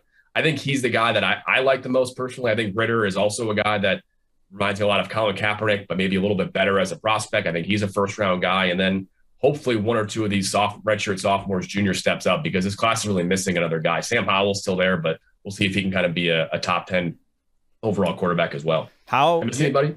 Do you have a Corral is kind of up there too? Corral as well. Yeah, he's playing very well this year too. How the hell did Bo Nix beat out Malik Willis? Do you have any insight on that? I actually do. I won't go into it too much, but I think we'll look back and say, hey, Justin Fields and Jake Fromm, I think that's probably a more extreme version too. But no, and the funny thing, real quick, if you ask Malik Willis, he'll admit, right, that, hey, maybe I could have done things differently. I could have been better at Auburn. It's my fault that I'm not there. Maybe I shouldn't say, he wouldn't say I'm not, it's his fault. I don't want to speak for Malik Willis, but I think people agree that maybe the split had to happen for Malik to be where he is today. I think it's really important for Malik's development. And I think that speaks to, the type of player that Malik Willis is, taking ownership of some of that stuff. I think is super impressive. I hate to bring this to my alma mater here, but I got a senior that's balling out. San Diego State's Zachary Thomas, the offensive tackle. Have you turned on the tape of San Diego State, and have you looked at my guy Zach here? 91.6 run blocking grade so far this year. And his brother's the D tackle? Yeah. Yeah, the brother's underclassman, but also very impressive too. But But no, I've only watched San Diego State more recently for the tight end Daniel Bellinger and focused on him a lot too. But Zach Thomas, we have graded as a guy that I think is in the draftable mix as well too. But was not prepared for my Zach Thomas takes for mid-September here too. But I'll get ready for the next time I come out too. But no, he's a good player. We've got a late round graded him, I think, right now. But they're a good team this year. I think a well-coached team, and that O-line D-line's played really well this year for sure. Always happen. I hate to throw a San Diego State one out of the blue here, but as we're talking East-West, I thought you were going to say Daniel Bellinger because I like him a lot. I wasn't ready for Zach Thomas. That's my bad. How about the Coastal Carolina receiver? That's another guy that's grading really, really well for us. Helia. Yeah, Helia. He is also winning a ton downfield. I think when you look at Grayson McCall and that Coastal Carolina offense, it's an interesting offense how often they run these different options and things. But when they do push the ball deep, McCall is constantly looking for Javon Helia. What's been your impression of him? And it's a ball skill and a route running thing for him, right? He's not like a burner running a 4-3 either. I think it's always super impressive. Him and I think Reggie Robertson at SMU are two guys I love watching them as a route runner downfield, because for both those guys, it's more than just speed. So I think Halia's played really well this year. He's a guy a lot of NFL scouts I've talked to in the Southeast have mentioned when I bring up Coastal Carolina, right? We know likely the tight end. He's been good for the last 2 years. Jeff Gunter was a guy. But I remember last year asking scouts about Taron Jackson, and he came up as well to the receiver. So he's been well. But again, I love receivers, especially in today's NFL. Speed means the most. But if you can still separate as a route runner and deceive a little bit and win vertically, that seems to translate more in today's NFL than it did even 3-4 years ago. And he's been really good that way. 100%. I mean, that's Mike's type. We're all chasing the separators at this point. The contested catch guys can put up big numbers. We talked about it on the podcast this morning, but it's about creating separation consistently when you get to the pros. Eric, this has been fantastic. I'd love to close with this. Tell people how they can support the East West Shrine Bowl, and also what we should be on the lookout for over the next few weeks. Yeah, next few weeks we'll have a bit more about what the Shrine Bowl is all about. It's really been a whole new event than it was even 2 years ago. So it's my job to not tweet too much because people don't care about the Shrine Bowl right now. They will later. I tagged Mike in a tweet one time and he was like, "Stop tagging me in this stuff." Well, it's about so Boston people College, so can't have that. That was on purpose too. But people, I think I want to make sure it's awareness, not only for players and people to know about the Shrine Bowl being different this year too, but eventually we'll do a lot more of it. Talk about the Shriners Hospital for Children. It's a fantastic organization. That's what the game's all about. Making sure, especially our players, know they're playing. I know more than just a game becomes like a tacky line these days, but it really is. And I think we're excited to start educating players and talking to NFL teams. They're excited. Certainly everyone's excited about Las Vegas and the Pro Bowl and meeting those players. But I think making sure people know this game is much more than just that is important to me as well. So fantastic stuff, Eric. You're doing some awesome things there, and we really look forward to watching the game. Appreciate it, guys. Thank you. Now joining the Tailgate Podcast is current Arkansas safety Jalen Catalon. I'll say it, the hardest hitter in college football. I mean, I think the most ferocious. I think that's where my head is, at least. Great to have you on the show, Jalen. Yes, sir. Appreciate you having me. Where I'd like to start is honestly this physical, ferocious mentality you play the game with. I think it's something that I've read a handful of interviews you've done, that you just love the game of football and you play the game one way, and that's never going to change. Where do you think that resonates? Is that your upbringing? Is that Arkansas football teaching this stuff? Or where is that? Is that Mansfield, Texas? I'd love to know where this all started for you and honestly how you maintain it. I think it started real young. I think I credit my coaches when I was playing in the youth league. I started putting the pads on to just be relentless, don't ever shy away from anything, attack everything head on, and I think that's what I try to do with everything I do on the field, is just attack it, And I don't know, I think when I kind of started just looking at highlights of people and everything, I think my mentality just started going to the point where, I just love to hit, any chance I get. So I never really try to shy away from it. I try to be as physical as possible every single chance I get, so I don't mind being free, coming down, or mind being in the box. I think at the end of the day, this game's supposed to be physical and it's supposed to be played like that. So I gotta respect that and play like that. Who are some of the guys that, you said some highlights, who are some guys either in the NFL or in college football that you kind of cater your game after or you aspire to be? When I was younger, probably as far as the elementary, intermediate, middle school, I like to watch Ed Reed, look back at Sean Taylor. That was a guy I watched. Another one was kind of the Legion of Boom. You had Earl Thomas, Cam Chancellor. And if you talk about recently now, I like to watch Buda Baker. I like to watch Tyrann Mathieu, just the way, how smart he is on the field, the way he maneuvers, and he just has that dog mentality. Those are the type of people I like to watch, and especially people that are close to my size, around my side. I like to watch them, see how they do things and how they move around the field and stuff. That dog mentality, I think the interesting balancing act for safeties like yourself, Buda Baker, Tyrann Mathieu, even Ed Reed, it's this balancing act of, approaching every tackle with, at 100 miles per hour, but also limiting mistakes and not missing tackles and making sure you maintain your angles. I guess, how do you, prioritize that balancing act and avoid kind of being overzealous at times, or, speeding through the line and missing tackles? I think technique comes before anything else, like if you sometimes just making a tackle is the best thing to do. If you try to go for the hard hit every single time, that's how you're going to stack up on missed tackles. Missed tackles part of the game. It's going to happen. But if you can just really focus on your crafting, the detailed tackling, and just realizing that whether it's a hard hit or just a tackle, it's worth the same thing, then you'll understand that you'll see how you become a better tackler, because you'll stop trying to worry about the hard hits and just know that those are coming if you play the game right and you play at full speed and you just play with physicality and just play relentless. Another thing about your game that I love is the versatility. You play a lot of free safety. I think you've over 100 snaps played at free safety already this year, but you also move into the box. Sometimes we'll line up over slot receivers. Does your mentality change at all when you are moving down to the box or closer to the line of scrimmage? And also, how much are you getting the opportunity to practice at all those positions? For the most part, the coaches do a great job of mixing it up. They make sure I get some reps at the slot.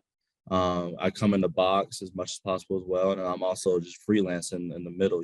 So I think like my DC coach Odom and my DB coach Carter have a great game plan for me as far as setting me up to be successful in their defense. So I love how I can be versatile in our defense. I can play here, I can play there, I can come back. So it's just kind of good that I can maneuver around the defense where if there's a chance for me, I can have success and make the plays I need to make for the team. I think something that's impressed me from 2020 to 2021 on your tape is that somehow you're playing with even more confidence than you were this previous year. What do you attribute that to? How much is that as coaches, propping you up and putting you in a position to succeed? Or is it you feeling more confident in your game and more confident in the role you have? For sure. 2020 season, I was young, I was still trying to learn how things are supposed to be. I kind of had each week I got better and better and just learning the game a little bit, how the speed is and everything, and just picking up on stuff. But I think this year the game slowed down for me like no other. I'm able to recognize things at a faster pace. And not only that, but I'm able to tell everybody else what they're doing and stuff like that at a higher level. So I think, like I said, with game comes experience. Each game you play, you become more and more experienced. But I feel like this year it's just been the game has just slowed down a ton for me. And as a result of that, I'm able to play with a lot more confidence than I ever have. That really shows up on tape, man. Like, you see that confidence, you see the game slowing down for you. I think you look at games, Rice, Georgia. You are legitimately coming downhill early in the snap, even compared to last year, earlier and coming downhill and making plays. I think that's been one of the more impressive things. Playing stuff in front of you. I think at free safety, box, slot, like you were consistently making plays at or behind the line of scrimmage, which is just incredible to see. Speak a little bit to, I know you're a film junkie. I read a piece about when you were coming out of high school, you were watching 4 or 5 hours of film a week in high school, even balancing school and those things. What is your film process right now? So I usually, if I'm here, I like to watch a little tape. But I usually go home. I have a little big TV, hook up my little HDMI cord to my iPad, and I just go through and watch film. I'll catch myself watching the same play 15, 20 times, just picking up on, how he release, is the tackle set far back, is he tells me it's going to be a pass, or is he light on his fingers? If I'm in the box and see light on the fingers, I know it's going to be running. It's the Y foot, and just things like that you got to pick up on, because like I said, there's little details in everybody's offense that you can pick up on, and then just learning the splits and knowing the routes and just the tendencies of the quarterback. Does he look this way when he wants to throw left or vice versa? It's just things like that you have to pick up on. But honestly, it's just fun for me, just to watch film and just watch the game. I always like to watch the game first, just as a fan, and just kind of watch the game, see how everything kind of moved, how fast they were going. And then from there, I kind of slow it down and pick up on the details. So with that, just managing now is, try to get everything done I have to get done. So I'm able to do all that. So in college is a little more tougher to watch because you got to worry about your school, but yeah. I still managed to get a lot of film in for sure. Close to about, I would say 45 minutes to at least an hour at the least. That's fantastic. Before we get to Texas A&M and the film that you've already looked at there, when you were turning on the Texas film, how impressed were you with that running back they had, Bijan Robinson, who I know you had multiple encounters with in that game? That guy, a monster in a lot of ways. I guess he's been one of the more impressive players you faced. What was your opinion of him? Oh man, I mean, his sky's the limit. I mean, his body build, his build is different. As a sophomore, for him to be that built like that, I mean, that's incredible. And then just he runs behind his pads. You know, he's not afraid of contact, and he's not a one-hit guy. You know, you have to game tackle him. You know, one guy is 99% of the time, one guy is not going to bring him down. That's something I can respect out of a back, that you have to have the whole team tackle him. And I think, like I said, that's what we did a great job against them, is that we were just game tackling him as a team, you know. But I mean, that's respect to that guy, because I know that he has a bright ceiling for sure, high ceiling for sure, and a bright future for him. So he's a baller. What's wild too is, I'm sure you saw this, but Texas also like splits him out in the slot. Like they do a lot of crazy usage stuff with him. They love using him everywhere because of how talented he is. Now looking ahead to Texas A&M, you've had some opportunity to watch the film. You've had some opportunity to prepare for this game. I guess, what are you most looking forward to? And I guess some of the things that you've picked up. I know you can't tell me everything. Don't tell me the secrets. But what are you most looking forward to against Texas A&M? And I guess, what have you already picked up on the film? For me, the most important thing I'm looking forward to is just playing in front of Jerry's World, you know, in a CBS primetime game. You know, we haven't had that here in a while, so it's just a great opportunity for our team to go out there and play, you know, under the lights and Jerry's World, and you know, to show everybody what we can do. You know, so I'm just excited for the matchup. A&M's a great team with great players, and we're a great team with great players. So it should be a fun one for sure, you know. And me just on film, you know, I've just been picking up tendencies, and I've just been picking up, you know, splits, and you know, the percentage of times they run this play or percentage of time they run that play, you know, if they've said what play coming. So just things like that I picked up. But like I said, I know Coach Odom, our DC, has a great game plan, and I know we're going to follow it and execute to the best of our ability. Let's close with this one, Jalen. I really appreciate the time. Obviously, a really hot start to the season for Arkansas, yourself included. If you had to highlight an area where this team needs to improve the most to exceed your goals, I know your goals aren't 3-0. Your goals are to go 1-0 every single week. Your goals are to pursue a national championship. Where does this team need to improve the most as you kind of progress forward and enter SEC competition? I would say it's more about maintaining than improving. I think we have to maintain the same mindset. I think we have the same minds, because you can easily go 3-0 and it's like your first time in a little while, and it's easy to get a high hat, you know. But I think for us, we've done a great job of just maintaining our consistent mind, knowing that, you know, we're just trying to be 1-0 every single day, you know. On the defensive side, I think we've been doing a great job of just following our what we call, you know, we run to the ball, run and hit, swarm the ball, be physical, and don't allow explosive play. That's what we live by. And I think the one thing that we have to do better on, I think, is just finishing games. You know, I think we have spurts in every game where we kind of just lower ourselves to our standard, you know, but we have to keep our standard high in every single quarter and every single drive. So that's definitely something we talked about as a defense, and we're going to definitely approach in this upcoming game. But as a team, I think we have this right mindset going into this game, so I'm excited for it. Absolutely, man. Jalen, I really appreciate the time, and I wish you best of luck this week and the rest of the season. Yes, sir. Appreciate you, Austin. Now joining the Tailgate Podcast is current NC State offensive lineman Ikem Ekwonu. I think Icky is a good nickname for you, man, because you are quite easily the nastiest offensive lineman in college football right now. I don't even think it's fucking close. I do not think it's close. Your tape, so at PFF, we have opportunities to watch the All-22 within 24 hours after every game. You are the first guy I'm turning on, because your end zone angle All-22 is a must-watch every single week because of how you play this game. It's just an honor to have you on the show.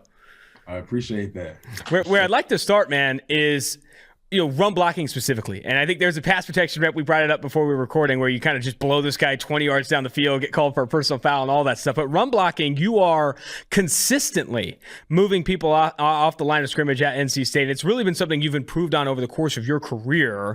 Speak to the mentality you approach run blocking with, and also just how much you feel your technique and all these things have improved as a run blocker at NC State. Oh, yeah. So I take a lot of pride in my run blocking. That's just an aspect of the offensive line play that I focus on a lot. And I feel like that's probably the most fun part of playing offensive line, is being able to move a guy from point A to point B and just he can't do anything about it. I don't know. I just always kind of had that mindset to me, where just whoever's in front of me, I just want to dominate them. And I feel like that really comes out in the run game. And we talked a little bit before we started recording about your wrestling background. And there's a lot of guys, specifically along the offensive and defensive lines that have wrestling backgrounds and have success in the trenches. I think you're another one. Speak more to kind of the sports you've played previously in high school and how much maybe that wrestling background has helped you on the football field.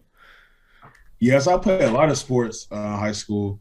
I was really during the winter, I really planned on playing basketball, but my older brother, he wrestled at Providence Day, my high school, and then the wrestling coach just knew my family a little bit. And so he kind of just brought me into the wrestling room. And really at first, I really wasn't that good, but I just kept working at it. And I really saw the benefit of it closer to my junior and my senior year. But everything involving hand fighting, level changes, just knowing how to use your body well, and just learning a lot about leverage and things like that. Some of the intangibles that you learn on offensive line, defensive line, I feel like I got all this sort of stuff through wrestling. And you see that leverage kind of experience or expertise in your run blocking, how you're able to get low 6'4", 320. That's what you're listed at. I'm sure. Where's your weight at currently? Are you a true 6'4", 320? You leaning over? You leaning under? Yeah, 320. Just gotcha. Right. Nice, man. Well, it's impressive to move as well as you do athletically at that size. I think is another, obviously special component of your game to start this season. But another one I wanted to bring up is your pass blocking. Your pass blocking, one of the highest graded pass blocking offensive tackles in the country. Some of the sweet feet you have. It's almost a different game. You talk about pass blocking versus run blocking. It's almost a different game in that you have to have more finesse, especially against speed rushers. You will go against some bull types that you need to be kind of holding your ground, and there's some of that run game leverage stuff coming up. But how have you feel your pass blocking has progressed, and I guess compare the mentalities you have in each? Oh yeah, my pass blocking and my pass pro has really been something I've been focusing on every offseason since my freshman year, really since I got here. Because I just feel like the game is changing a little bit, and you need to be able to, like you said, have those sweet feet and be able to really just be able to move your body well in space to defend against some of these D linemen coming out of school. Because you can just see, every year like the defensive line classes get, just better and better and better. And you just got to make sure that you have the feet to match up with some of the guys' speed and some of their power. But yeah, that's the pass protection. That's something I've been trying to improve on every year that I've been here. And that's something that really all of us at NC State, Coach Garrison, and everyone's just been helping me a lot with. Yeah, NC State honestly has been a bit of an offensive line factory, pushing out a ton of talent, but a lot of technically sound guys. And I think, you bring up the defense, it's kind of a cliche at this point, but I'd argue the best athletes in football play along the trenches, play along the lines, the offensive and defensive line. These guys are rare size, speed, athleticism ratios, and dealing with those guys at full speed off the edge is very, very difficult. Something I talked to Tristan Wirfs about, he's been on this podcast a handful of times. He spoke to at Iowa, you're running certain different, certain sets, whether it's spot setting or three-step sets, where at the Tampa Bay Buccaneers, he's doing a lot more straight drop sets and do these different things. How important, I guess, or how often do you have that opportunity to leverage or practice set versatility? Because you have to do, depending on the rusher or depending on the offense, you have to do different sets and those things. I guess, do you have a lot of experience kind of doing those different things at NC State? And I guess how has that gone for you? Yeah, so really, your pass set is something that can really change week to week based on who you play against. And then obviously, we have plays and we have certain schemes where I'm really required to pass set a certain way. But I feel I've gotten a good mix of a lot of different sets. I've been able to work a lot of different sets, things that I kind of see. Like I like to watch a lot of film. So things that I see in the NFL, things that I see other college players doing. If it looks good, I might try it in practice one day. And I just feel like being able to have that flexibility in your pass set and being able to adjust your pass set based on a defender is something that's really important. And that's something that I really try and add to my game. Yeah, set flexibility, set variety, I think is something that more and more, as you see some of the best offensive linemen come out of college football, those are the guys that are getting drafted highly and playing well at the next level. You brought up film. Who are some of your favorite guys in the NFL you like to watch along the offensive line? So definitely Laramie Tunsil. He's definitely up there for me. Probably my top 3 best tackles in the league. Trent Williams, he's just a beast. Just how he plays, he's just so dominant, and he just knows how to move his body so well, and he just moves so well in space.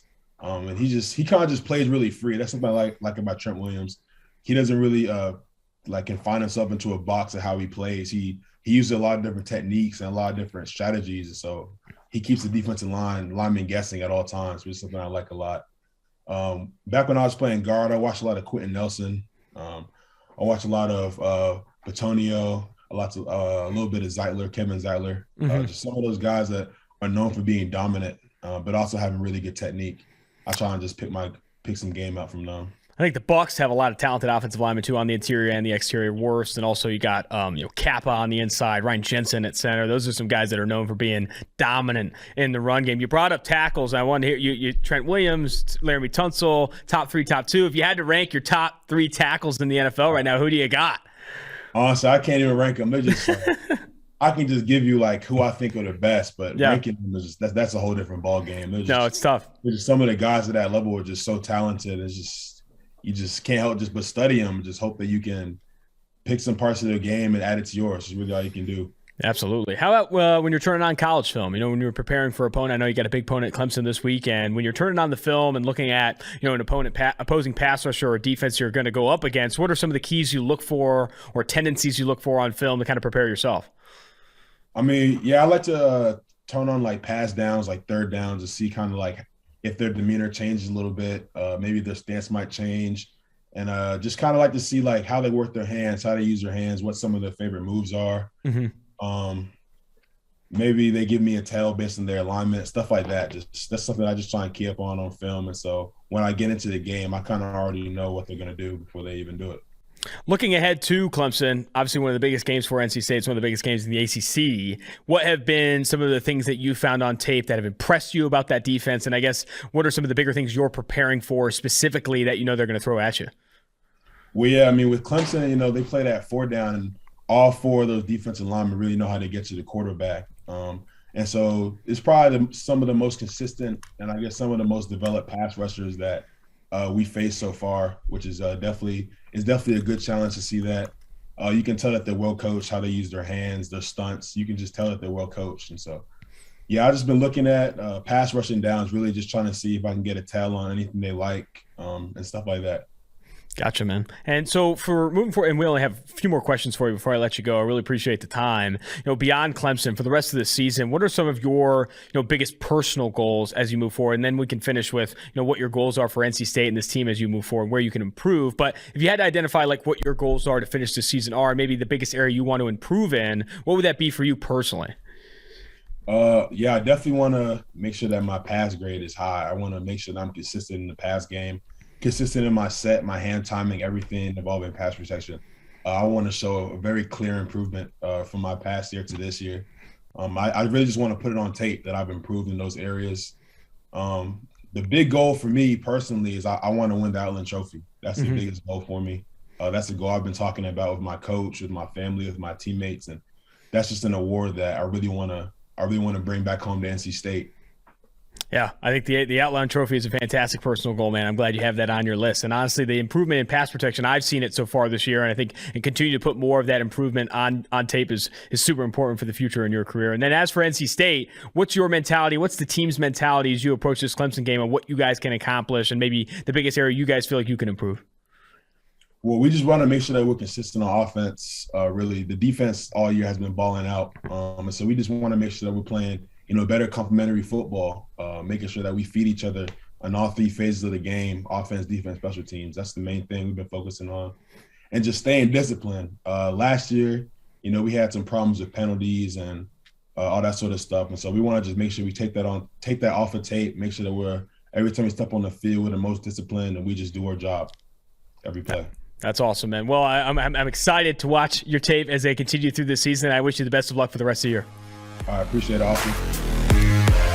Now joining the Tailgate Podcast is current South Alabama wide receiver Jalen Tolbert. I am impressed with how much you've progressed over the course of your season, over the course of your collegiate career, and honestly developed into one of the better deep threats in all of the FBS. Where I'd like to start with you, Jalen, is honestly speak to that progression. I know in high school you were multiple sport athlete, baseball, basketball, football, all these things. When you got to South Alabama, where did it start for you when you really started to put together this route tree you have and this deep threat ability? Kind of talk about the progression and the start of your football career.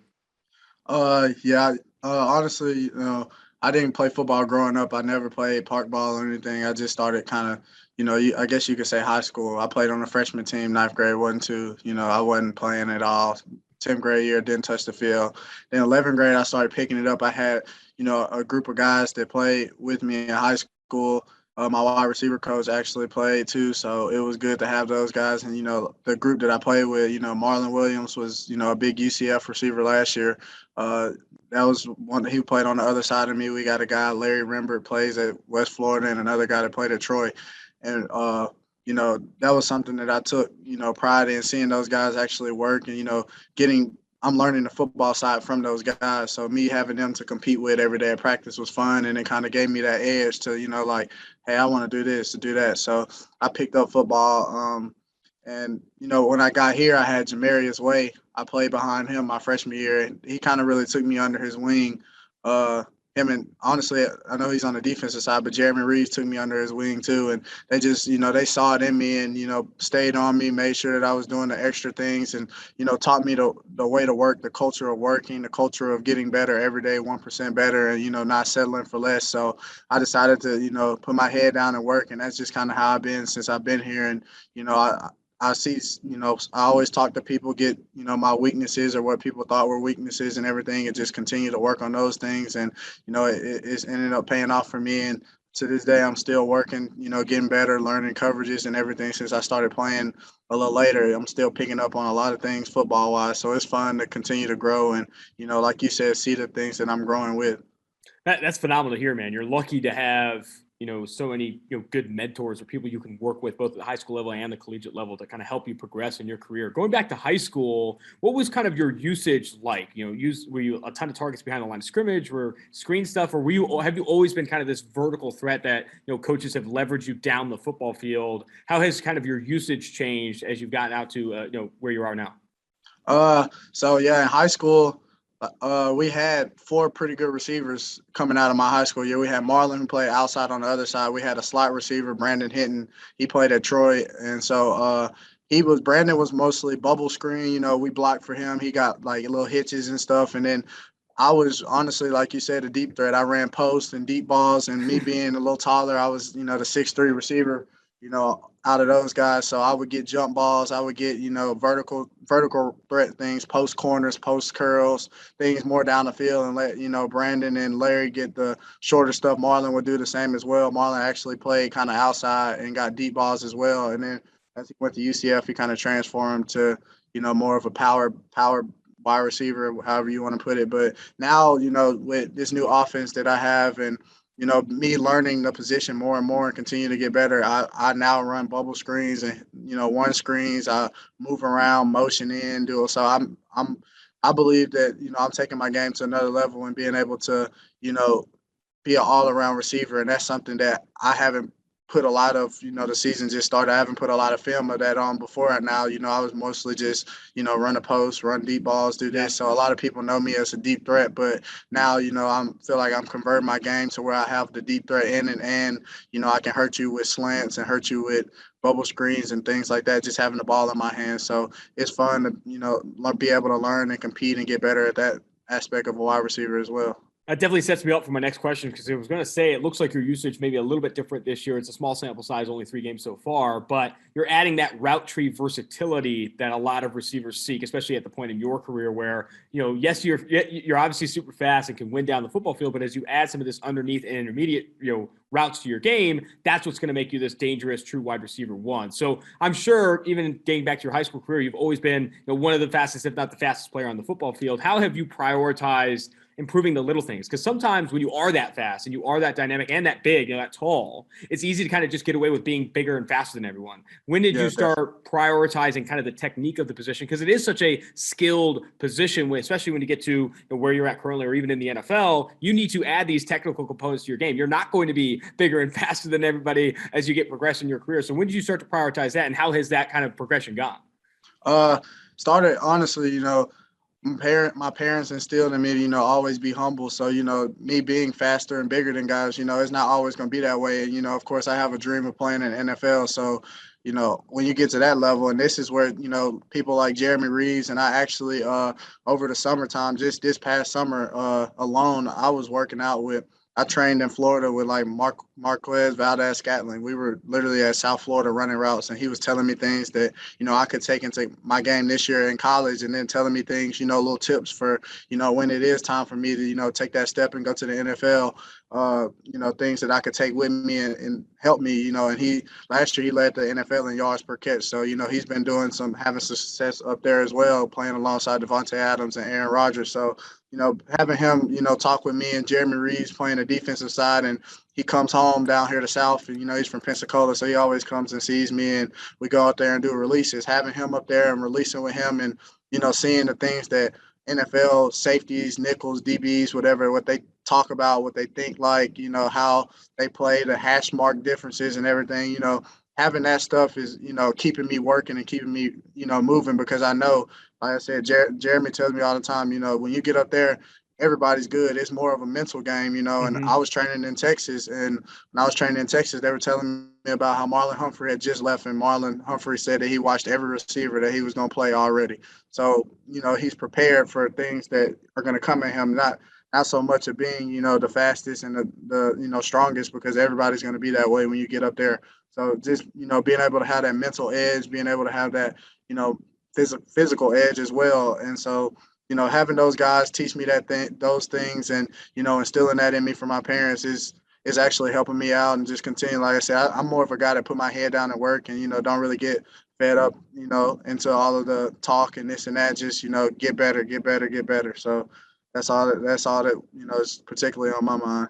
That is so impressive to hear, Jalen. I think you're obviously, I said this before, but lucky to have those people in a position to, mentor you in a lot of ways. But you're also very smart to leverage, their expertise and their experience to, factor into your game. Because I do agree that the physical edge that you see in college football going against, different opponents lessens when you get to the NFL. And where the bigger edges are is the mental side, the preparation, the work you're putting in, the hours you're putting in, in the workout room, in the facility, and those things. So that's awesome to hear, man. You're very, very fortunate, very smart to be, identifying those things as opportunities. Only a couple more questions for you, man. As the season progresses and you enter conference play, what are some of your bigger goals as a individual? And then the last one I'll ask you is your goals as a team with South Alabama, this offense. But as an individual, what are you, hoping to improve on as the season progresses after obviously going 3 games in? So far I've been doing, pretty good. I get clouded a decent amount and get kind of watched over like a hawk. Absolutely.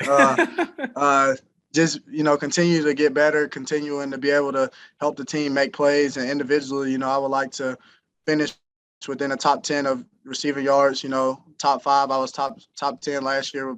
Want to be top 5 this year, be able to, get semifinalist Biletnikoff, be able to, have last year, Jonathan Adams, of course, won the Offensive Player of the Year, but, I thought I had a shot at that, but be able to compete for that, for the Sun Belt Offensive Player of the Year, and, just continue to do things, continue to keep my name on radars and, potentially set myself up to be, hopefully the highest draft pick from South Alabama. So just continue to work and put my head down and working for those things, and, knowing that, God has a plan for everything, and, continuing to work and continuing to get better, it'll pay off for me. So just put my head down and work. And for your team question, South isn't really known for winning. South isn't really known for a lot of things. And so me coming back this year and having the coaches and the guys around, I took it upon myself to, step into a different leadership role, as, more so than I would have last year or whatever. And, kind of change the culture around here, get a winning culture, get it where,